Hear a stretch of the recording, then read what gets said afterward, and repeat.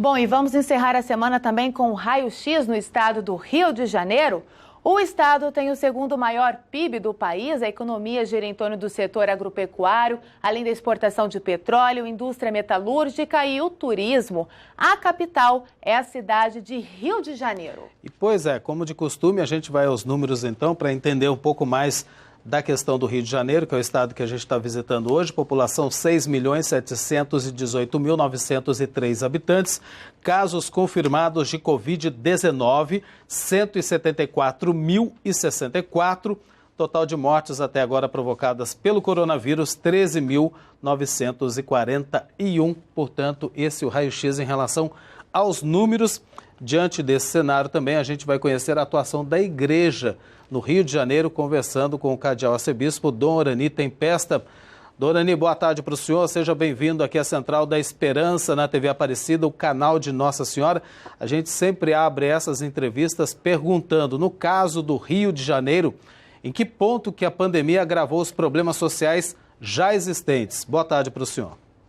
Muito boa tarde a todos que nos veem pela TV Aparecida. Eu creio que isso se vê a olhos vistos, né? As ruas aumentaram muito, as pessoas ali sem teto e também o número de quentinhas que as nossas comunidades distribuem, as paróquias distribuem. Isso, a questão das pessoas que necessitam da assistência social da igreja, seja com quentinhas, seja com cestas básicas, aumentou consideravelmente.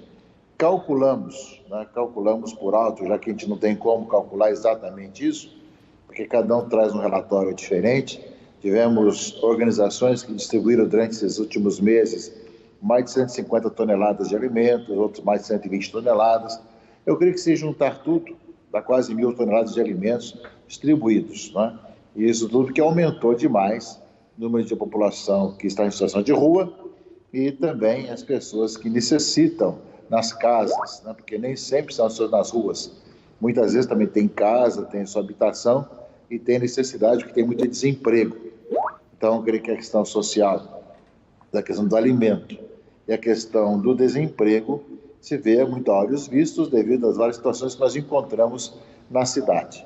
Claro que a questão da doença leva muitas pessoas aos hospitais, mas eu creio que nesse aspecto, passado o mês de maio, que foi quando mais tivemos acesso aí às postos de saúde, às salas de atendimento, de pronto atendimento, e número de leitos, né, também utilizados, e maior número de mortos, a partir de então, a questão de saúde tem sido mais lugares vazios, tanto nos CTIs, como também nas salas de pronto atendimento. Mas o que é a questão social, do emprego, do alimento, tem sido algo que nos preocupa bastante, e a igreja tem atuado muito nesse sentido. É uma das coisas que se faz sem ser virtual. Nós temos muitas reuniões virtuais, tivemos até pouco tempo atrás celebrações virtuais, estamos tendo agora celebrações presenciais, com as limitações e precauções devidas, mas eu creio que aí no caso do alimento não tem como ser virtual. Também as comunidades distribuem, vão às ruas, vão às casas vão procurar também nas igrejas. Então, sem dúvida, a questão social é uma das mais preocupantes, mas a igreja tem feito sua presença, tem dado sua presença, né, procurando diminuir essa necessidade, procurando dar assistência às pessoas, que é isso que hoje mais necessita. Porque realmente o emprego para voltar vai levar um pouco de tempo, porque falava um pouquinho da questão da economia do Rio de Janeiro. A questão de petróleo tem as dificuldades atuais. A questão do turismo, agora também não temos mais turistas por um certo tempo. Tudo isso aí vai esvaziando, tanto os hotéis como os restaurantes. Então, várias situações aí que não há mais emprego para as pessoas e que necessitam de pagar suas contas, que necessitam também da sua alimentação. Porque nesse aspecto é que tem marcado muito a questão social. Dom Orani, boa tarde para o senhor. A Arquidiocese do Rio de Janeiro é muito grande e também populosa. E a gente sabe, né, de toda essa demanda, essas questões sociais.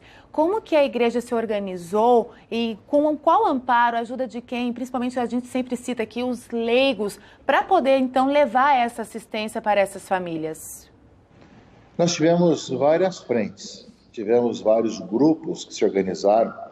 as paróquias já tinham um pouco essa tradição da questão de organizar o alimento de cada mês para distribuir para as famílias, e muitas que chegaram de pedido de necessidades até mim, ou até outros bispos também, outros padres, muitas paróquias fizeram campanhas a mais para ajudar uma paróquia vizinha mais necessitada, ou uma paróquia da periferia. Muitas paróquias se entreajudaram. Depois tivemos também organizações. Nós temos a Ação de Amor do Cristo Redentor, que fez várias campanhas. Existe todo um trabalho efetivo e social, né, do Cristo Redentor, que levou alimentos não só para a cidade do Rio de Janeiro, mas para várias dioceses do estado do Rio de Janeiro também. Inclusive até mesmo um pequeno cartão, né, um cartão que tem R$200 de depósito, que entrega-se às pessoas para comprar o que é necessário.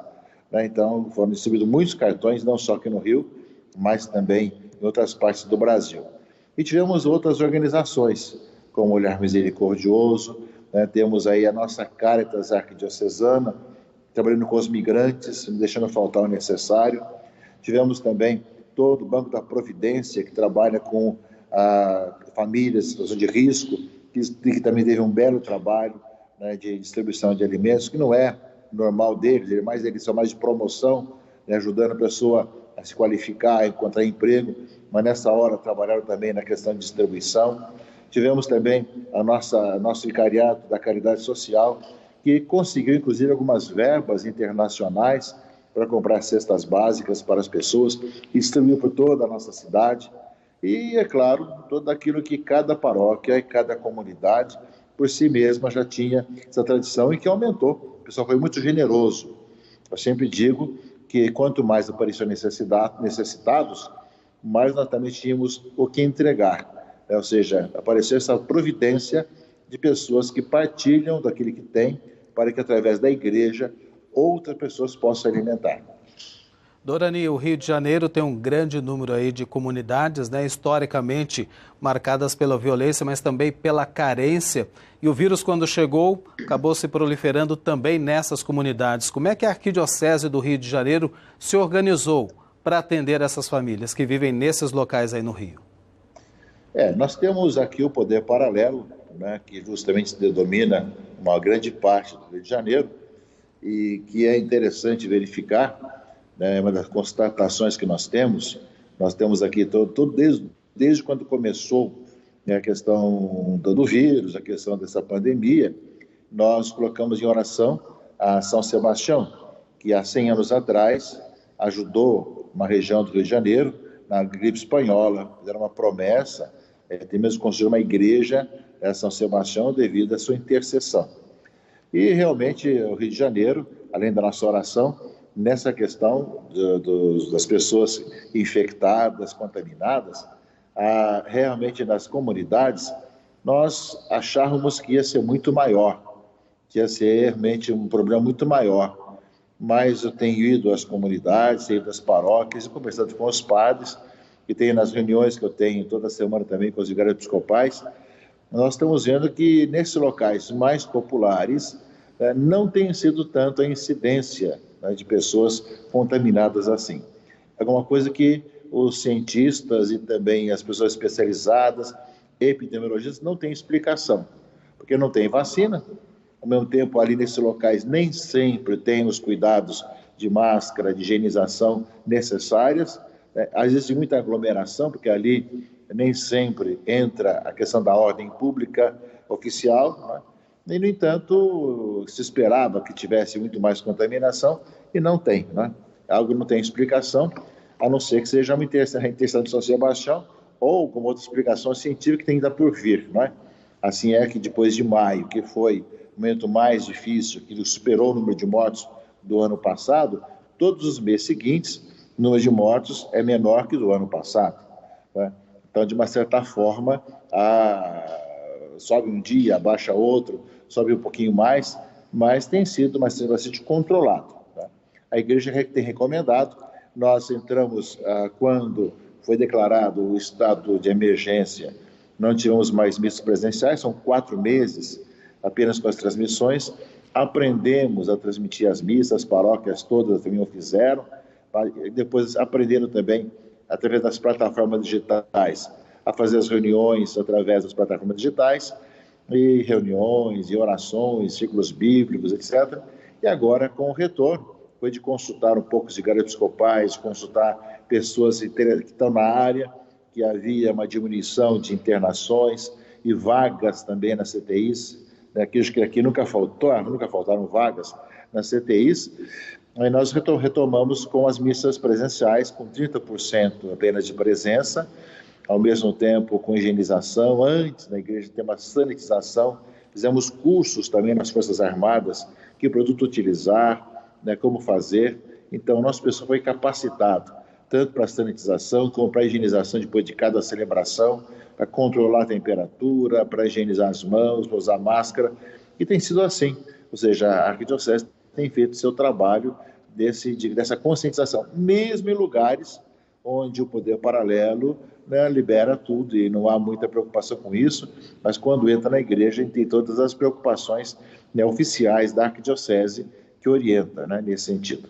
E nesse sentido também, essa presença, tivemos também um grupo de sacerdotes que foram treinados, que foram especializados para, quando era possível, atender os doentes com Covid, né, porque nem todos os padres tinham essa habilidade, então, para ir aos hospitais, né? Então, temos alguns grupos de padres que tiveram um curso especial de como fazer, de como se vestir, de como trabalhar e dar unção dos enfermos para essas situações.